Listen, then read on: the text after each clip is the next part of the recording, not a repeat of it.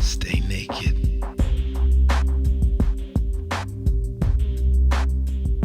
I hope that you can take it. What can be learned from a story, woven out of fragmented moments of joy, pain, and blissful awareness? I wrote my first book, Flesh Mapping, in 2013. It was an invitation into co-creating a pedagogy, a way of learning through our shared narratives of place and politics, a way of mapping the injuries of the material, emotional, spiritual impact of all our many journeys of growth. Some may call it struggle, forced poverty, displacement, hunger, and war. As a child raised in war, I've learned many lessons. And in the art of living, I'm inviting some of my heroes, some of the people who walk with me, who have taught me to walk in beautiful ways, to see co-creation, to see community as our immunity to pain, to suffering, to wanting. Welcome. I'm your host, Sylvia Richardson, and this is The Art of Living. Malicious music, no points to be scored.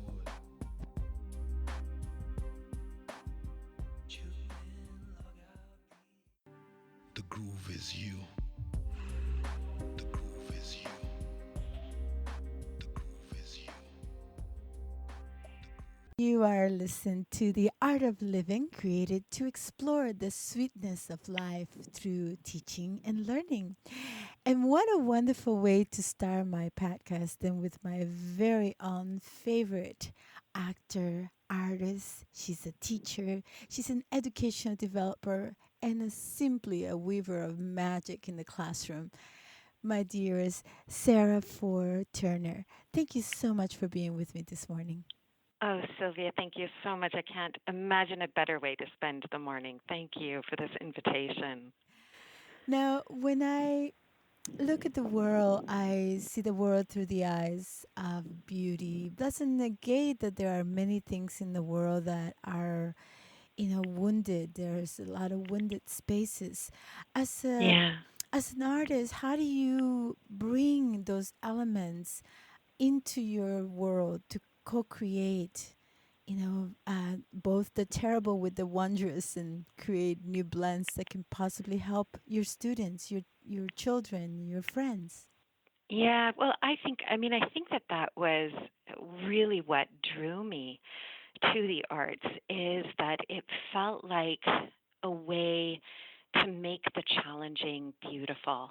And I think what I mean by that is not, as you say, to negate the challenging and the wounded parts of ourselves, but actually to bring them out into the open and to celebrate that we are strong and resilient and can hold those places and can hold those places in community, and that those aren't places that we need to shy away from, but to own and admit to and to have some type of ritual or community process by which we can surface these pieces and see them in different ways, and then thus in seeing them sort of process them and move through them. So I think that it's actually it is that allows me to even see more beauty in that work, and to be able to move through the world in somewhat of a healthy way, so that again those spaces don't fester within me. That's beautiful. I was as I was thinking of our interview, I was thinking about one exercise you had us do in the class, and Mm. it was to think about our teaching philosophy. And so much of it, I think, it's about remembering Yes. who we are, remembering what has allowed us to grow, what has nurtured us. What has been your perhaps most revealing experience through this exercise? And how did you Mm. come up with it? What was the inspiration behind it? Oh, great question. And this exercise was actually my dear, dear colleague and collaborator, Shauna Jones.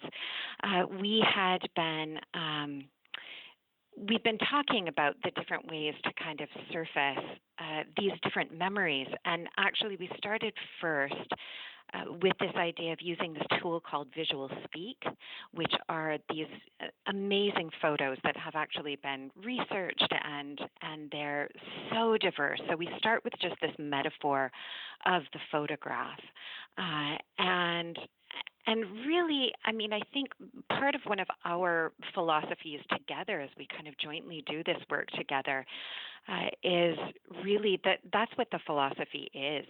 It's building and taking the richness of those memories and finding the specificity and the links of what was it about that experience that has really stayed with you, that you continue to build on and that you continue to really kind of ground your practice in.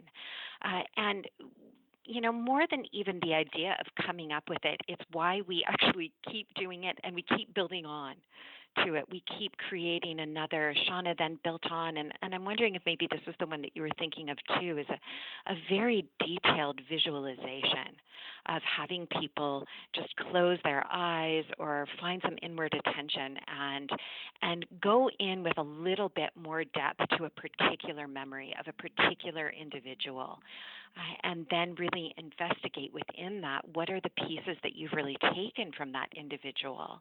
I love that way of beginning pieces where you say, whose shoulders do I stand on, and acknowledging all of those different people. And again, I think what we've found is just how incredibly powerful these exercises are. And instead of our pulling back, we actually find ways of including more and more memory exercises and trying to get people to be even more explicit about the values that this has created within them. One of the things that I find fascinating and at time heartbreaking is that in our society we have people who come from many backgrounds, people who have been denied Mm. many comforts in life, who feel, excited about the possibilities of the future, and people who have had a lot of privilege who feel trapped. And I think a Yeah. lot of it is because there are different layers of poverty. There are different kinds Mm. of poverty. There's a poverty of spirit that I think it's almost Yes. invisibilized, by institutionalized knowing, by teaching a particular, script and saying, this is what you must learn to pass the test, and then you're Mm. educated. So, Yeah. as an actor, I know you have a way with words and a way with images, and you also bring so much magic into your students' imagination. um, and I think this is your secret power, by the way, is how Mm. you um, ignite in people that fire to think, oh, I could do that. I could Mm. risk and be vulnerable in this space. Can you talk a little bit about who moved you into that dangerous space of being the trickster, of being the one who, pulls people out of their comfort zone and allow us to see, the inner fire, the inner courage, and those things that are there latent and yet so, willing to come out, and you just draw them so beautifully. Oh, thank you for seeing that. I think that's what I love about teaching is that interchange and that igniting. And I think when I look at, uh, I just feel I was so incredibly blessed with so many teachers who provided that for me. um, and teachers who still remain dear friends, teachers who saw that spark within me and noticed that spark and noticed the particularity of that spark and saw my individuality in a really, really deep way and then nurtured and gave me permission to let that out. And uh, I I feel they really laid that foundation and provided that vision for also what I could be to others, although I don't think I saw it at all at the time. I know when I first went to my undergraduate training, there was actually I was just thrilled beyond belief because there was a local actor who I had seen perform many times, and he was the most brilliant actor. He was so incredibly talented, and as you say, just utter magic. He was a musical theater performer, and I'd see him perform these practically one man shows where he just, took me on this magical carpet ride of adventure that was awe inspiring. And I could not believe my good fortune when I walked into my first acting class for my undergraduate training, and he was my instructor. And that really just began an adventure together of all of those pieces that I just mentioned, of really feeling for the first time uh, seen in a really unique way, and seen sort of, outside those parental units or those family members who love you deeply, and yet this was someone outside of that who had just this love and care, and not only for me but everyone that was in this person's, even in their periphery, felt just so seen. And talk about magic. He was able to again sort of be that trickster in our space, to always push and support, and sometimes just laugh at us hysterically. And then I think that was just reinforced as I learned through teaching myself. That really humbling and beautiful and precious experience of people coming into to my classes with trepidation and yearning, and being able to see that and kind of hold that, and slowly learn. And I'm still in that learning process, and I feel like, that is the beautiful art of teaching, is how to be there in that space in that way. I was recently talking to a few friends about my brand new puppy. I have a dog from the SPCA. She's 43 kilos, so big puppy. And when I first took it to the leashless area, I've I had this Yeah. experience of like, wow, I've never had the biggest dog in the yard. It was a mixture of proud mama, energy, and at the same time I Yeah. thought, oh, I hope she doesn't hurt anyone, right? Like I'm also curious Yeah. because she's big and she doesn't know her own size and she doesn't know her own power. And then a few minutes later, another dog arrived who was exactly, probably pound by pound, the same size as her. But this dog was confident and she was self Uh, assured, unlike our baby who just came from a rescue center and she's been abused and she feels, coy and yeah. shy. So this dog Yeah. immediately, focuses in on her, is like zoom eyes, and then it's like, "Rrr," there's the growl.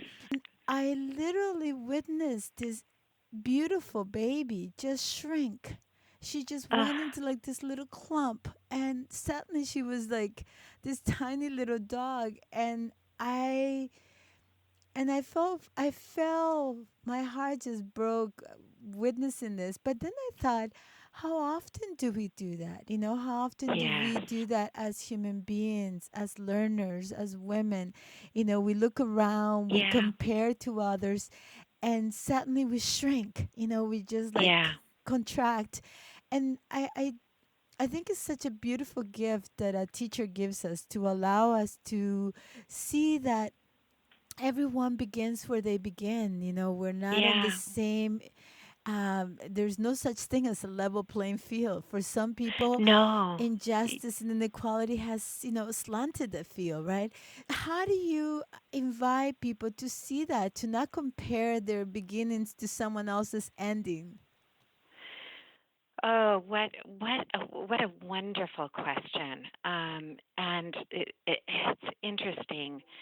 Uh, I'm just I'm so moved by that story too, because it, it so reflects to me your ability to observe and take that in with your heart, and to notice that whole exchange, um, and the effect and the cause. And I think, one is just that first step is just being able to observe, right? Just to be able to bring curiosity to the space, and to invite curiosity from learners.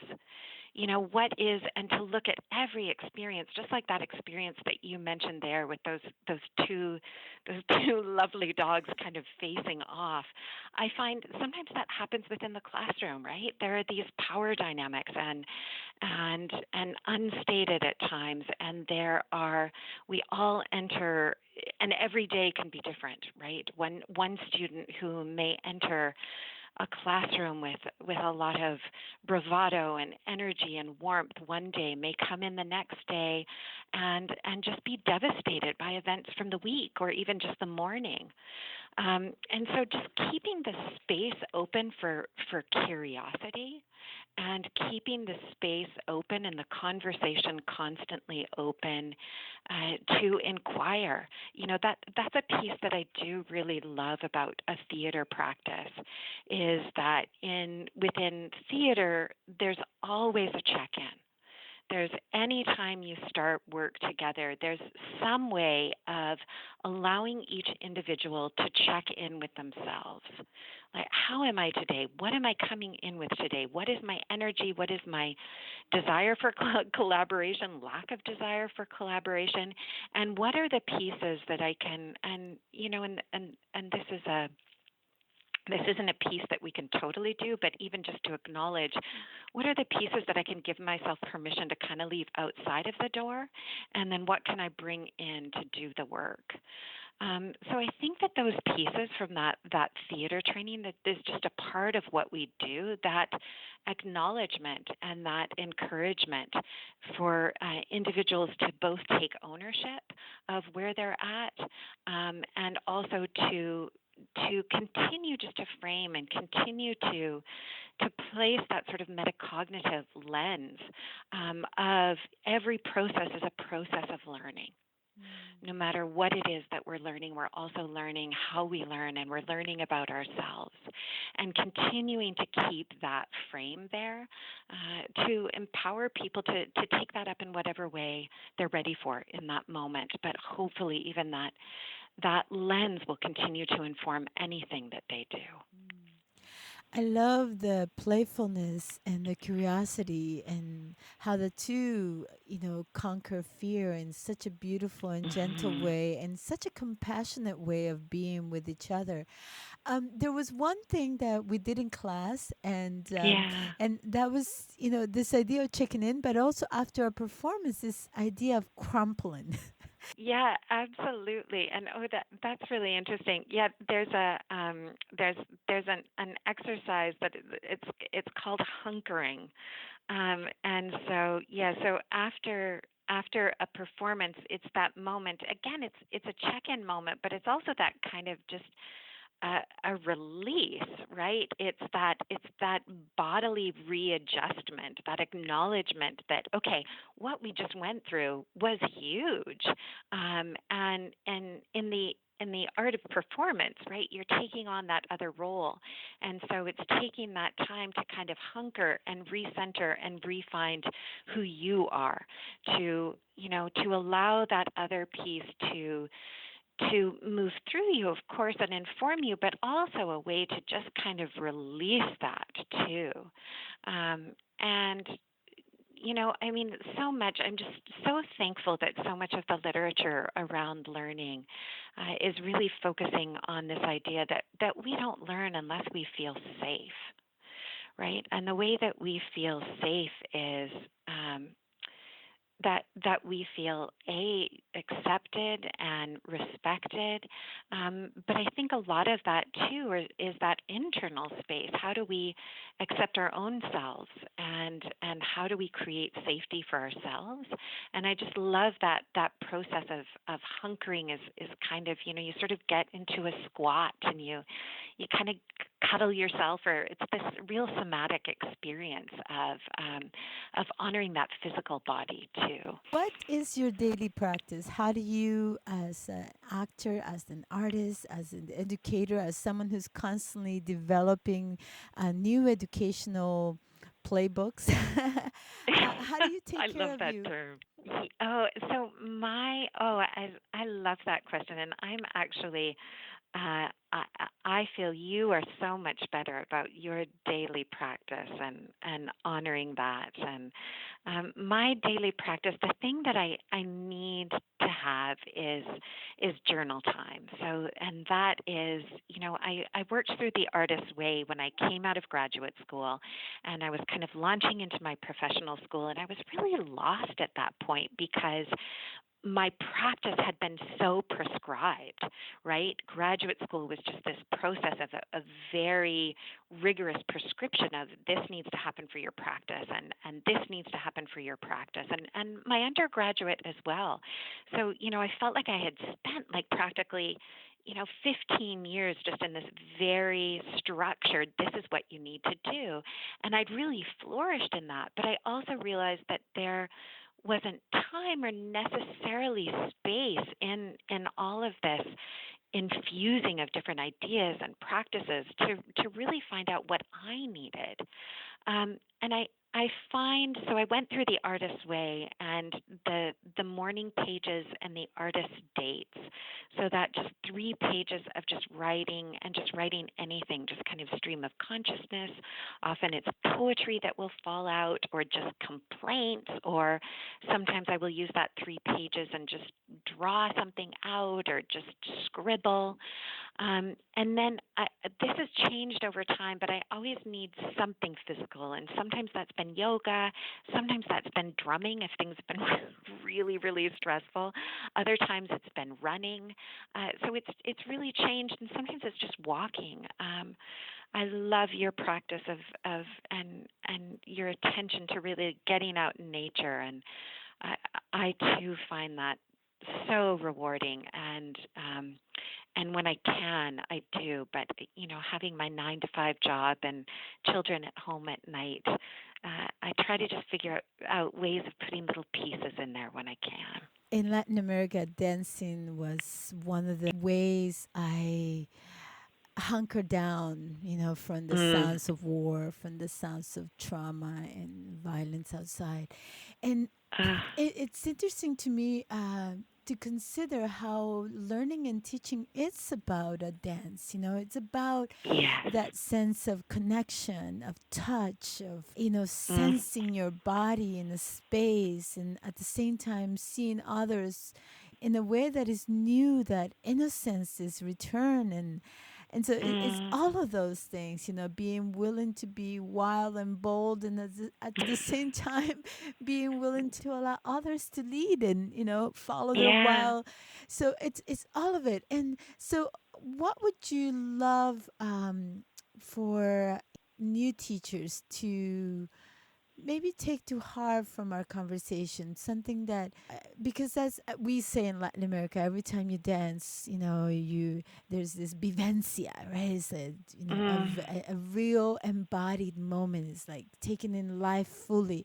And so when you dance like that, you stopping bullets, you're stopping wars, what I mean, it Mm. creates a different energy. And so how do we Yeah.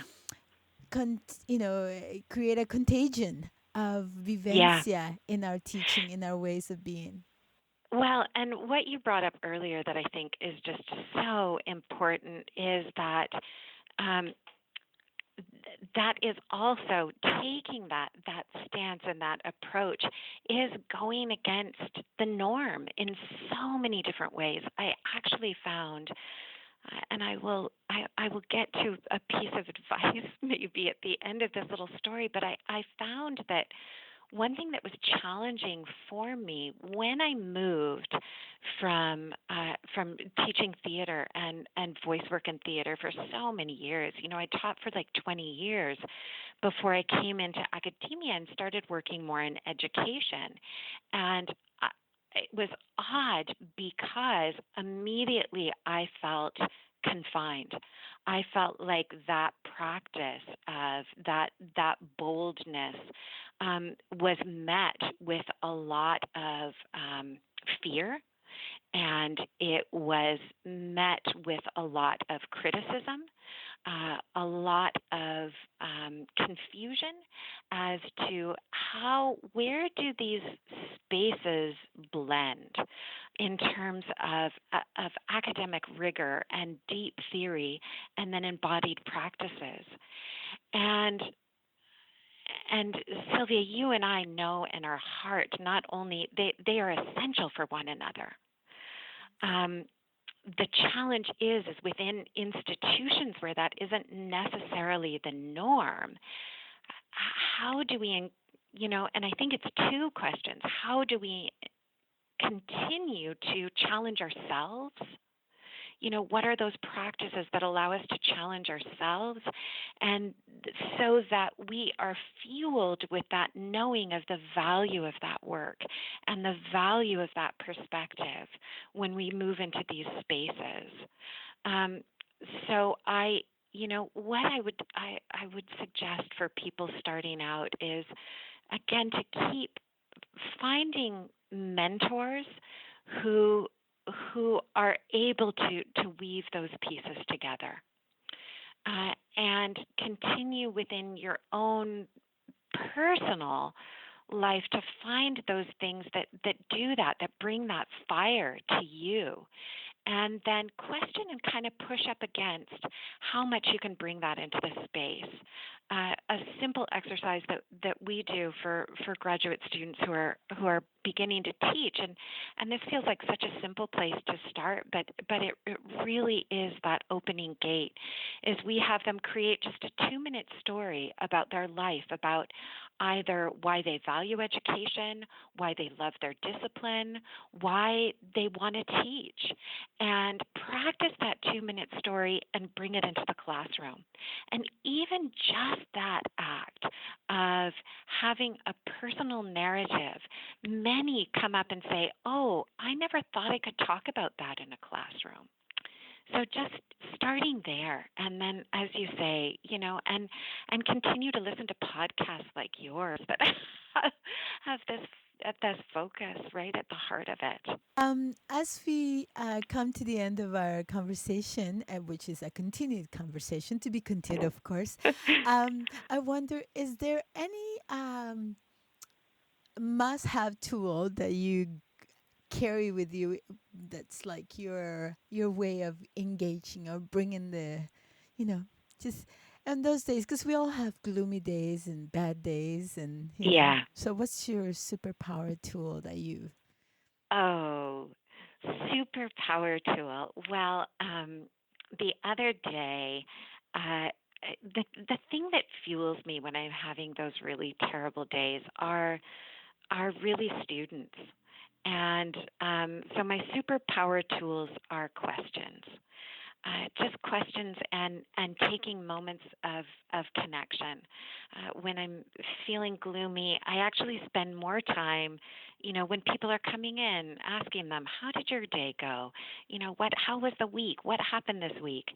And then what I'll also do is my other tool is I find an activity or a task, and maybe this is people have done a reading, and we're looking at definitions, and so I'll have them like create a definition sort of jointly, and then have some type of a treat. And this isn't about the reward itself, but it's merely just about that unexpected piece that we're just throwing into the mix, and it allows me to move through the space, to converse, to deepen the conversation, but also allow that conversation to stay lively and light, and and kind of have a lovely frothiness to it. So just questions and then little unexpected treats. And again, sometimes that will be a piece of chocolate. Sometimes it will be just an activity that is sort of out of the norm, that people don't expect, that allows us to ponder maybe conflictual points of view that we want to be addressing, but just anything that's of sort of suspense and novelty. In my nature walks, I came across this wonderful artist and writer, and he used to be a monk. He's a dancer, a monk, an educator, a writer, and Pujol writes that an artist must be an eclectic reader, as well as a Yes. well-trained technician. But he writes that it is really our emotions and our experiences that create that balance and that complete our ability to be social agents, to be able Mm. to have social agency. So, how do we nurture that agency that not only are we the people we've been waiting for, but that the Ah, moment is now? ah, ah. Yes. Wow. Well, and again, I mean, I think like you, that the people that surround me remind me that the moment is now, and they remind me of the necessity and the preciousness of that moment, and taking those moments of daily practice to just reflect, to if for some people it's just taking that moment of gratitude and that reminder of the importance of the people, and your new family member, your new furry family member is such a reminder to me, of those, of how precious that time is. My young children, as they're, heading into adolescence, it just reminds me of how precious this moment is, and how precious this moment is for the moment itself, and also for our need to care for the future, for them, for us. Um, I think just staying present to everything that's going on, it ends up being a lot to hold, but I think that's where that agency comes from. When we realize and we listen to people's stories and we listen to the need within those stories, be it our own family members, our students, people that we come in contact either through media that we see in the news, or film, or novels, or memoirs. Uh, those for me are just constant reminders of why every moment matters. That was beautiful. Thank you so much for all the magic and wonder you bring into the world, for all the ways you invite curiosity into life and into your classroom, and for all the ways you are truly transforming the teaching experience for many new teachers out there. I am truly grateful. Thank you. Sylvia, thank you for all of this and for this opportunity. It was just such a luxury to spend time talking like this with you. It's my pleasure. Thank you so much. Bye now. Thank you. Thank you for listening to The Art of Living. I'm an educational consultant and artist, authored. For more information about upcoming events, workshops, retreats, please reach out to sylviarichardson.com. Until next time, remember to be playful, to celebrate joy, and to allow love in all your co-creations. You'll never have to wonder where the groove went. The groove is you.